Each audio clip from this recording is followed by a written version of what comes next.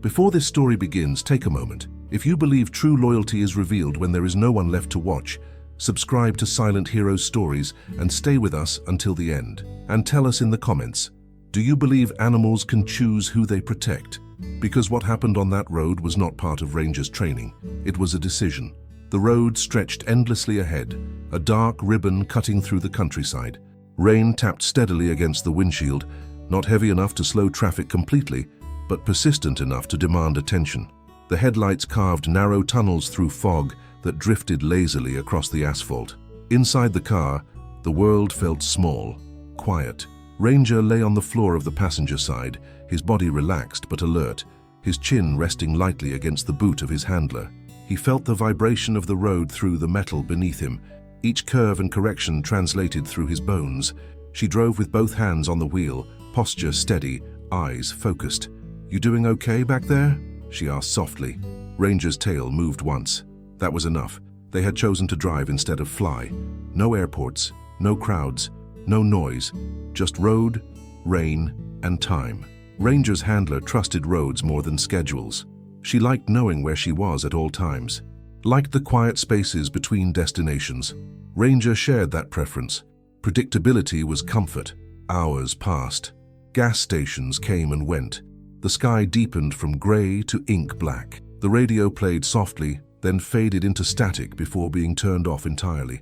Silence settled, the kind of silence that felt safe. Ranger shifted slightly, adjusting his position as the car slowed into a long curve. That was when the scent changed. Sharp, unfamiliar, wrong. Ranger lifted his head, his ears angled forward, his body tensed. Before he could react, headlights exploded into view, too close, too fast. The impact shattered the night.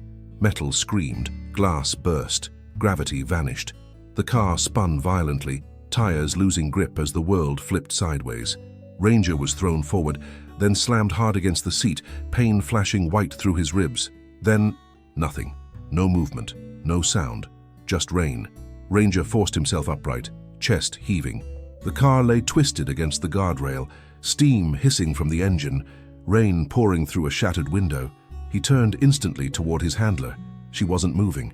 Blood traced a thin line down her temple. Her breathing was shallow, uneven. Ranger whined once, low, urgent. He nudged her shoulder gently. No response. Ranger pressed his body against hers, curling protectively around her, shielding her from the cold rain seeping into the wreckage. Pain throbbed through his side. He ignored it. Fear pressed in. He pushed it away. This was not the time to move. This was the time to stay. Minutes passed, or hours. Time no longer mattered. Cars passed somewhere far away, their sounds muted by rain and fog. No one stopped. No one saw the twisted metal hidden beyond the curve. Ranger adjusted his position every time her breathing shifted, responding instinctively, silently. When her fingers twitched faintly, Ranger froze. "I'm here," she whispered, barely more than air. Ranger pressed his forehead gently against her chest. He stayed. The rain never stopped. It soaked into Ranger's fur, heavy and cold, clinging to him until his muscles began to ache. Water pooled on the floor of the car, creeping higher inch by inch, but Ranger barely noticed. All of his attention was on her breathing. Too shallow, too slow. Every rise of her chest mattered now. Ranger shifted again carefully, using his own body to block the broken door where rain and wind pushed in relentlessly. Pain flared in his side when he moved, sharp enough to steal his breath. He ignored it. Pain was information, not instruction. The road above them hummed faintly with distant traffic. Headlights passed like ghosts through the fog, briefly illuminating the wreckage before vanishing again. Ranger watched each one with quiet hope, ears straining for the sound of slowing tires. None came. Minutes stretched into long, empty spaces. Ranger's muscles trembled, not from fear, but from effort. Staying still took strength. Holding position took will. This wasn't a command anymore. No one had told him to stay. He stayed because leaving was not an option. Her scent was wrong, too sharp, too metallic. Ranger lowered his head, pressing his nose against her jacket, breathing her in deeply, committing every detail to memory.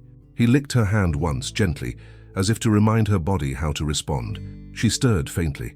A sound escaped her lips, not a word, not quite a groan. Ranger froze, ears locked forward. "I'm here," she whispered again, barely conscious. Good boy. Ranger let out a slow, controlled breath. She was still here. That was enough. Cold crept into his legs. Numbness followed. Ranger adjusted again, shifting weight carefully, fighting the urge to move too much. Movement meant exposure. Exposure meant risk. He pressed closer, his body forming a barrier between her and everything else. Rain, wind, darkness, uncertainty. If danger came, it would come through him first. Time blurred. Ranger's thoughts narrowed to simple truths. She was alive. She was breathing. He was still here. Everything else was noise. Then, faintly, through the rain and fog, Ranger heard something different. Not an engine, not wind, a distant sound, rising and falling. Sirens. Ranger lifted his head slowly. The sound faded, then returned. Closer this time. Hope stirred. Not frantic, not desperate. Cautious. Ranger didn't bark. He didn't move. He stayed exactly where he was. Because if help was coming, he would meet it from here. Red and blue light finally bled through the fog, flashing across the twisted metal like a heartbeat.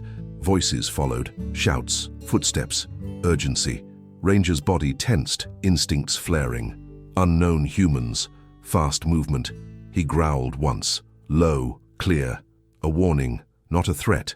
A rescuer stopped short. There's a dog in there. Another voice replied, calm and measured. He's guarding someone. They approached slowly, hands visible, voices low. Easy boy, we're here to help. Ranger's eyes never left her face. He didn't back away. He didn't attack. He pressed closer, not without her. The paramedic knelt carefully, shining a light inside the car. She's alive, he said. Barely, but she's alive. Ranger felt it. The shift in the air, the change from uncertainty to action. Hands moved around him. Tools appeared.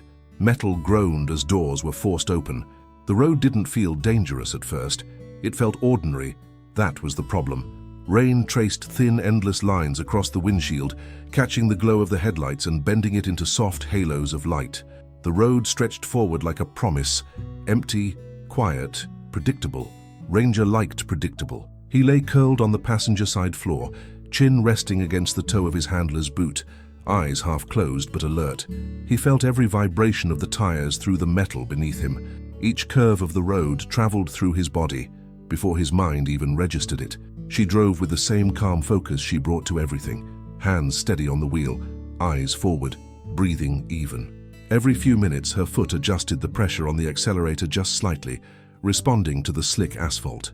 Ranger noticed every change. You good, buddy? She asked softly, not taking her eyes off the road. Ranger's tail tapped the floor once. That was their language. They had driven for hours. Gas stations blurred into memory. Road signs appeared and disappeared without meaning. The radio had been turned off a long time ago, leaving only the sound of rain and tires cutting through water. Silence settled between them, not the kind that felt empty, the kind that felt shared. Ranger trusted roads more than buildings. Roads had direction. They moved forward. Airports and stations were full of waiting and uncertainty. Here, everything made sense, until it didn't. The scent came first. Sharp, unfamiliar, wrong. Ranger lifted his head instantly, ears snapping forward, muscles tightening beneath his coat. His body reacted before thought could catch up. Something was coming too fast. Headlights exploded into view, too close, too bright. The impact stole the world. Metal screamed like something alive. Glass shattered into 1,000 violent stars. Ranger's body was thrown forward, then sideways, then slammed back hard enough to knock the breath from his lungs. Pain burst through his ribs. The car spun. Once, twice, then stopped. Silence rushed in. Heavy. Unnatural. Only rain remained. Ranger forced himself upright, chest heaving, heart pounding so hard it blurred everything else. Steam rose from the crumpled hood. Rain poured through the shattered window, soaking the seats, the floor, his fur. He turned immediately toward her. She wasn't moving. Her head rested at the wrong angle. Blood traced a thin, dark line from her temple down her cheek. Her breathing was shallow, uneven, like it might forget how to continue at any moment. Ranger whined. Once. Low, urgent. He nudged her shoulder gently with his nose. Nothing. Fear pressed in. Ranger pushed it back. Fear wasted time. He climbed closer, placing his body between her and the broken door, curling protectively around her torso. Cold rain soaked into his fur, biting at his skin, but he shifted again and again until his body blocked the wind as well. Pain flared when he moved. He ignored it. His body shook once, not panic, not weakness, adjustment. Then he stilled himself completely. Minutes passed, or hours. Ranger didn't know. Cars passed above them, distant and indifferent. Headlights flickered briefly through the fog, then vanished again. No one slowed, no one stopped. Ranger watched every light, listened for every sound, stayed. Her fingers twitched faintly. Ranger froze, breath held. "I'm here," she whispered, barely conscious. "Good boy." Ranger pressed his forehead gently against her chest. He breathed when she breathed. He stayed when everything else moved on. The rain settled into a steady rhythm, not loud enough to demand attention, not gentle enough to ignore. It soaked everything. Ranger felt it creep through his fur, down to his skin, cold and persistent. Each drop added weight, but he adjusted his position again, inch by inch, using his own body as a barrier. He pressed closer to her side, angling his shoulders to block the broken door where the wind pushed in. Pain pulsed along his ribs when he shifted. He acknowledged it, then he dismissed it. Pain was temporary. Leaving was permanent. The road above them lived its own life. Engines passed. Tires hissed against wet asphalt. The distant whoosh of a truck rolled by, heavy and fast, then disappeared into the night. No brakes, no slowing. Ranger's ears tracked every sound with precision. Each passing vehicle brought a brief tightening in his chest, hope rising, then settling back into patience. Waiting didn't mean giving up. Waiting meant being ready. Her breathing changed. It caught slightly, then steadied. Ranger lifted his head instantly, nostrils flaring as he checked her scent again. Less metallic now. Still wrong, but not worsening. Good.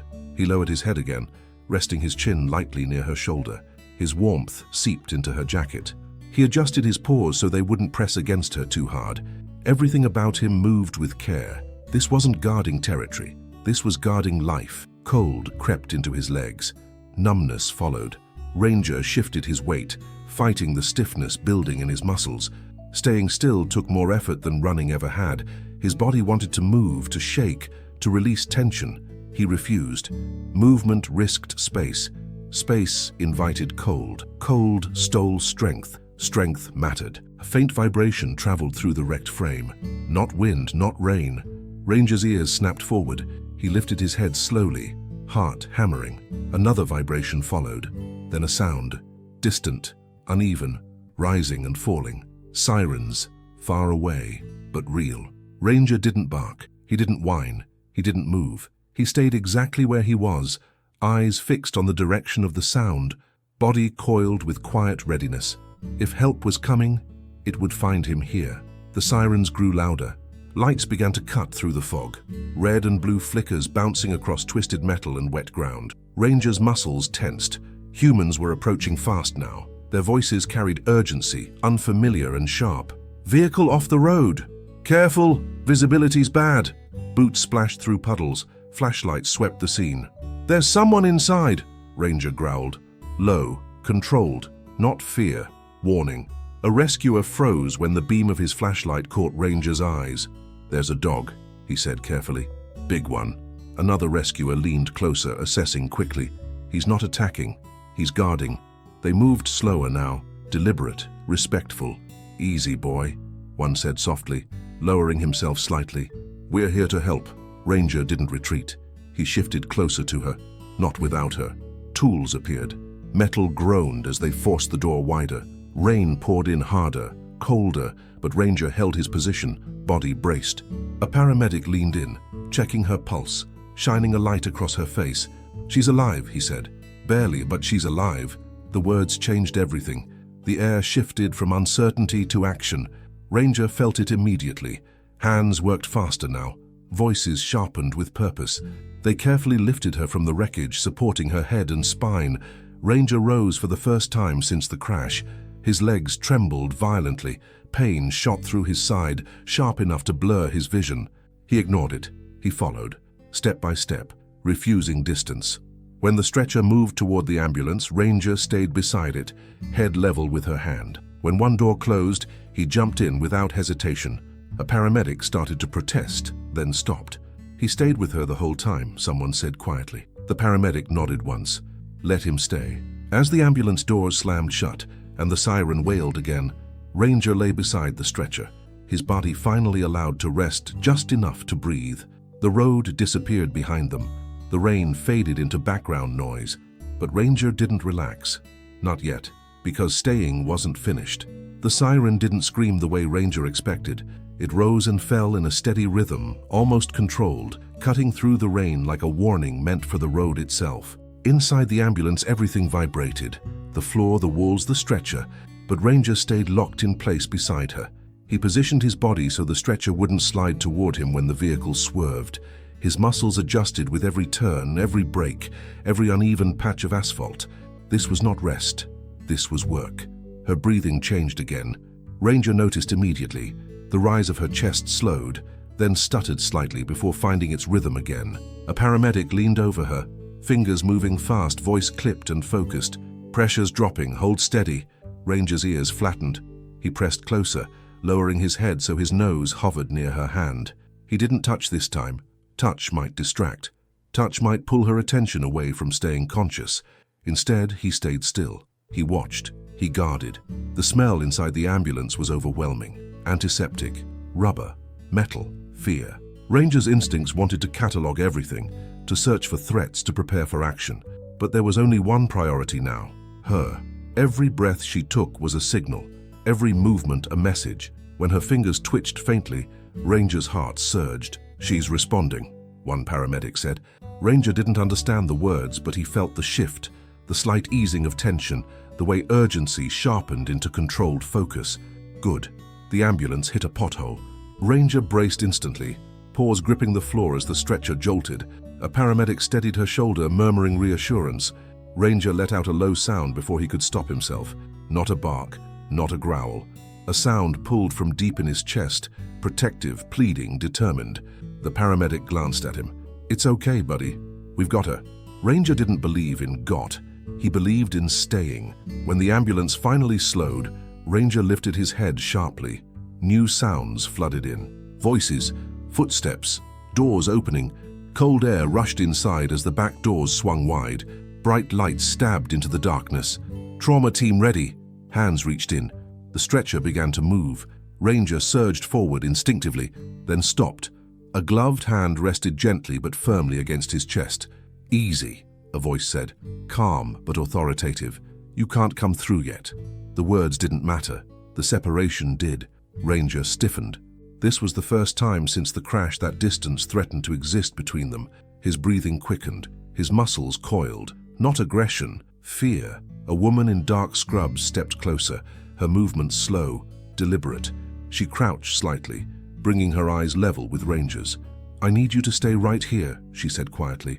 "She needs help. We can only give her inside. But she's not alone. I promise." Ranger searched her face. Humans lied often, but this one smelled steady, focused. Certain, trust didn't come easily, but Ranger stayed. They led him to a small space near the trauma entrance. The floor was cold, the lights harsh.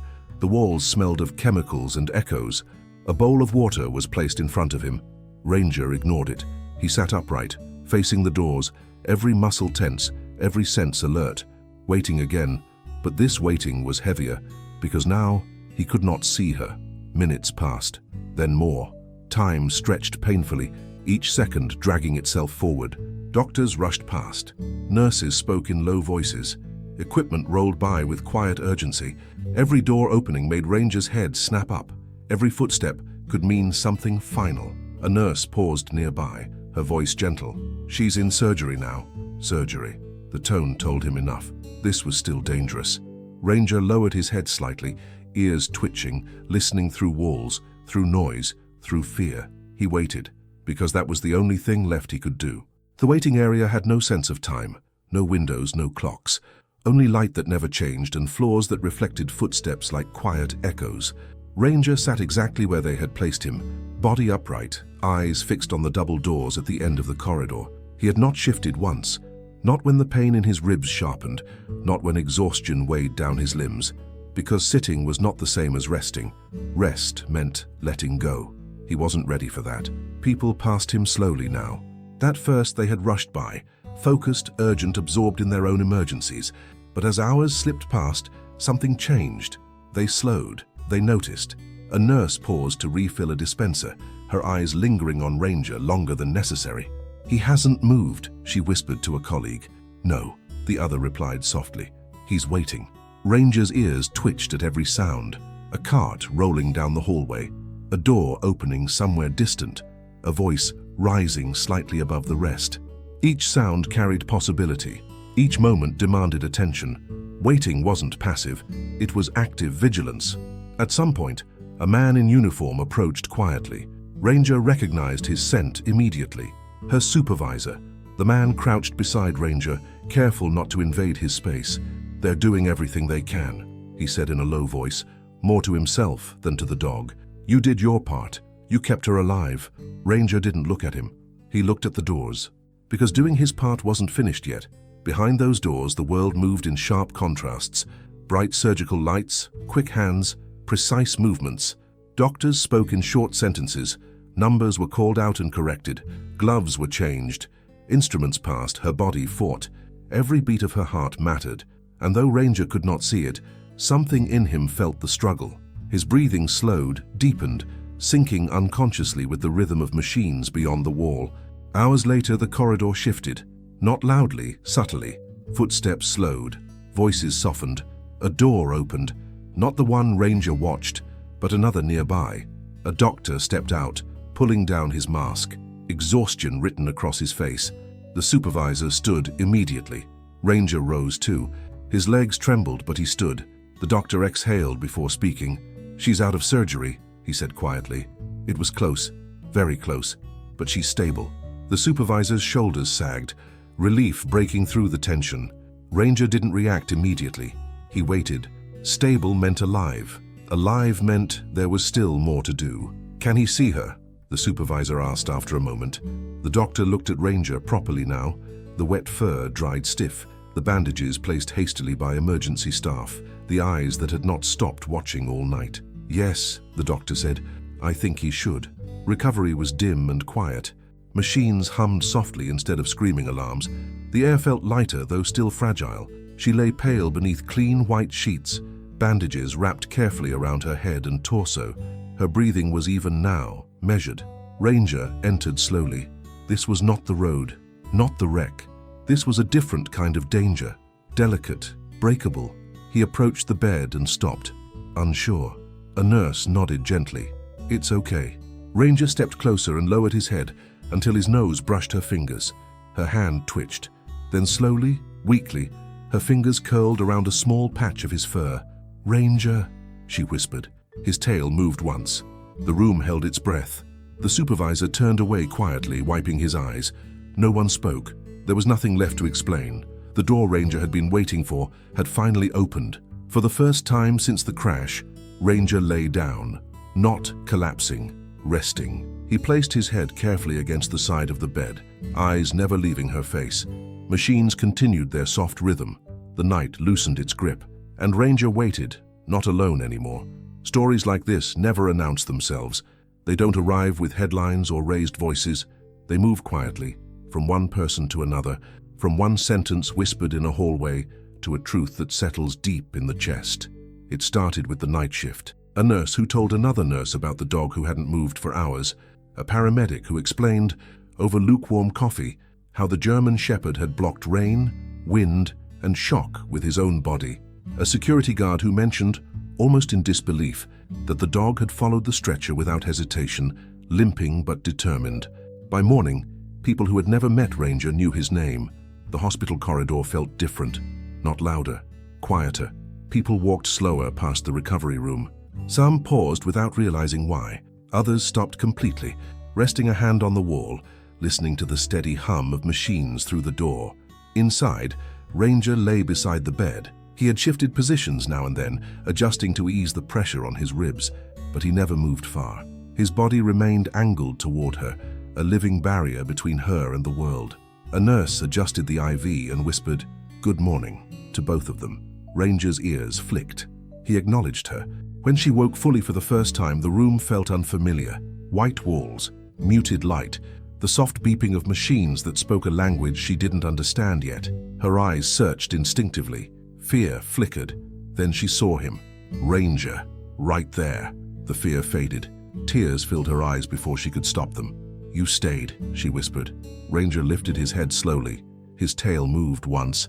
That was all he needed to say. Later that morning, her supervisor arrived again.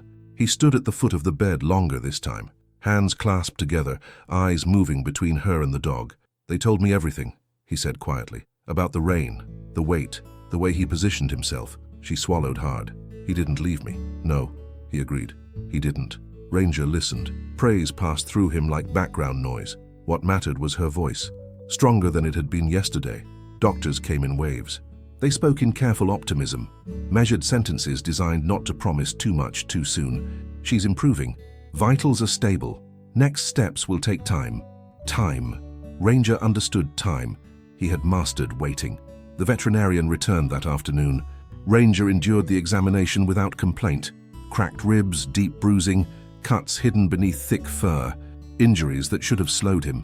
"You pushed past a lot of pain," the vet murmured, more to herself than to anyone else. Ranger didn't react. Pain had never been the priority. Outside the room, two nurses spoke softly. "I've worked trauma for 12 years, one said. "I've seen people fight. I've seen families break. But this," the other replied, glancing toward the door, "this feels different." "It's because he chose to stay," the first said, "not because he had to." By the second day, word had traveled beyond the hospital, not through news cameras, through people. A cousin told a friend. A nurse texted a spouse. A paramedic mentioned it to someone who needed to hear that loyalty still existed. Ranger didn't know any of this. He only knew that her scent was changing. Less fear, more strength, and that meant everything. That evening, as the light outside softened and the ward settled into a fragile calm, she reached for Ranger's fur again. "They said I wouldn't have made it without you," she whispered. Ranger pressed closer. He didn't accept credit. He accepted responsibility. Outside, the world kept moving. Inside, something rare had happened. A story was being told. Not loudly, not proudly, but with reverence. About a dog who didn't leave, and a woman who lived because of it. Recovery never announces itself. It arrives quietly in details so small they almost go unnoticed. Ranger noticed all of them. It was the way her breathing no longer startled him awake, the way her scent shifted, losing the sharp edge of fear and pain. The way nurses stopped hovering and began speaking to her like someone who would walk out of the hospital instead of being carried. Ranger measured progress the only way he knew how, by instinct. The first time she sat up on her own, Ranger reacted before anyone else. His head snapped up, his body tensed, his weight shifted forward, ready to catch, to brace, to block. But she didn't fall. She winced, yes. She paused, gripping the edge of the bed, breathing carefully through the discomfort. But she stayed upright. Ranger froze, not uncertain. Learning. Physical therapy began slowly. A therapist guided her feet to the floor. A walker waited nearby, unused but present. Every movement was deliberate, calculated, cautious. Ranger positioned himself just behind her right leg, not touching, close enough to matter. If she swayed, he would be there. If she fell, she would fall into him. But she didn't. And when she took that first step, legs shaking but determined, Ranger didn't move. He watched. He trusted. That was new. The nurses noticed. "He's different," one whispered. "He's adjusting," another replied. They didn't realize how significant that was. Ranger's own injuries began to demand attention. The cracked ribs ached constantly now that adrenaline had faded. The bruising along his side bloomed dark beneath his fur. Fatigue settled into his bones, like a weight he could no longer ignore. The veterinarian returned, kneeling beside him, voice calm and professional. "You've been carrying more than your share," she said softly, checking his bandages. "You need rest." Ranger looked past her, at the bed, at her. Rest had never been part of the agreement. That evening, the room felt different again. Not fragile, stable. The machines hummed with quiet confidence. The lights were dimmer, warmer. The tension that had lived in the corners of the room had eased. She noticed Ranger watching her, really watching. "You're tired," she said gently. Ranger didn't respond. "You don't have to stay so close anymore," she added, voice steady, certain. That sentence carried more weight than any command Ranger had ever learned, because it wasn't an order. It was permission. Ranger stood slowly. His legs trembled, not from pain alone, but from hesitation. He took one step away from the bed, then another. Every instinct screamed to return, to close the space, to resume guarding, but her scent told a different story now. She was safe. She reached out and touched his fur, fingers gentle. "You stayed when it mattered," she whispered. "You saved me. Now it's my turn to be okay." Ranger lowered his head. Acceptance settled slowly, like something heavy finally placed down. He lay down a few feet away from the bed, still watching, still present, but no longer guarding. That night, Ranger slept deeply for the first time since the accident. Not the half-sleep of vigilance, real rest. His breathing slowed, his muscles relaxed. Pain still existed, but it no longer defined him, because the job was done. Morning didn't arrive all at once. It seeped in quietly, pale light slipping through the narrow hospital window and stretching slowly across the floor. The world outside had moved on. Traffic, voices, footsteps. But inside the room, time still moved carefully. Ranger opened his eyes before the light reached him. He always did. His first instinct was the same as it had been since the crash. Check her breathing. Check the room, listen. Everything was calm. She woke moments later, not startled, not afraid. Her eyes opened slowly, and the first thing she did was look for him. Ranger was there, not pressed against the bed, not standing guard, but watching, and that difference mattered. "You're still here," she said softly, a small smile forming. Ranger's tail moved once, gentle, unhurried. Later that day, she stood again, this time without the walker. A nurse hovered close. The therapist watched carefully. The supervisor stood near the door, arms crossed, jaw tight. Ranger sat several feet away, still, watching, trusting.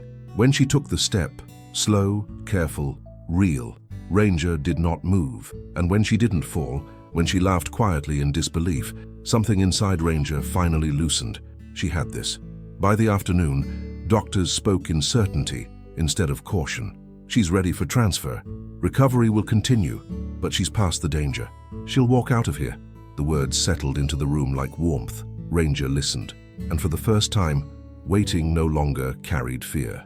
When they wheeled her toward the exit 2 days later, Ranger walked beside the bed, matching her pace exactly as he always had on duty. His injuries had healed enough for movement, though his steps were still careful. People stopped to watch, nurses, patients, visitors. No one spoke. Some moments asked for silence.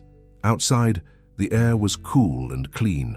She closed her eyes for a second, breathing deeply, grounding herself in the simple miracle of standing beneath the sky again. Then she looked at Ranger. "You can go back now," she said gently. "I'm okay." Ranger studied her face, not searching for weakness, not scanning for danger, recognizing truth. He took a step back, then another. Letting go was harder than staying. Weeks passed. Ranger returned to duty. His ribs healed. His coat regained its shine. His posture remained as steady as ever. But something had changed. He was quieter now, deeper, not just trained, seasoned by something no drill could teach. The road where the accident happened was repaired within weeks. Guardrails replaced, asphalt smoothed. No sign remained of what had happened there. But Ranger remembered, and so did she. Sometimes they met again, not as handler and K9, not as rescuer and survivor, but as two beings who had shared a moment where the world nearly stopped. They didn't need words. They had already said everything. Final moment. Ranger didn't save her by pulling her from the wreck. He saved her by staying, by choosing presence over fear, by choosing loyalty over instinct, by choosing not to leave, even when the world did.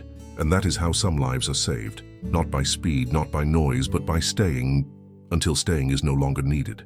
If this story moved you, like, share, and subscribe to Silent Hero Stories for more powerful true stories about loyalty, courage, and the heroes who never walk away.